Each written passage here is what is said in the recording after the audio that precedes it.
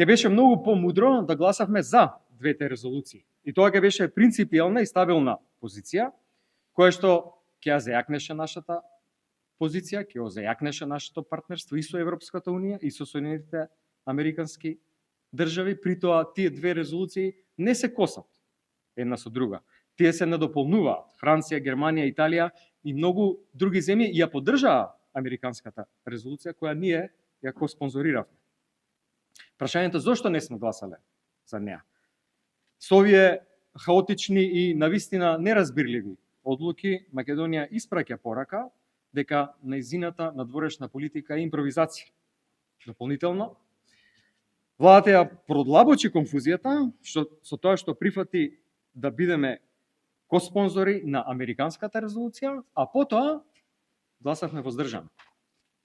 Прв пат една македонска влада што коспонзорира резолуција, потоа не гласа за истата.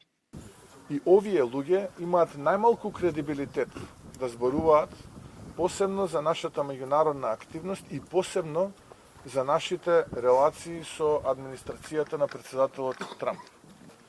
Ке ве подсетам како не ме обвинуваа дека сум бил анти-НАТО, анти-Америка, проруски, не знам каков. Што сега им пречи што имаме навистина исклучително добра соработка со новата администрација на председателот Трамп. И да, бевме ние коспонзори на таа резолуција, заедно со уште неколку држави, Израел, Унгарија и Грузија.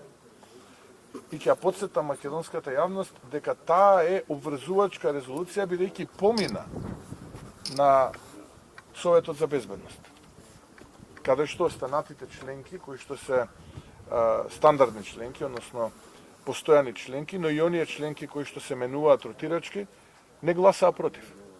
Ја поддржаа. Што значи дека ја поддржаа резолуцијата позади која што како коспонзор застана и нашата македонска влада, односно нашиот представник во Обединетите нации.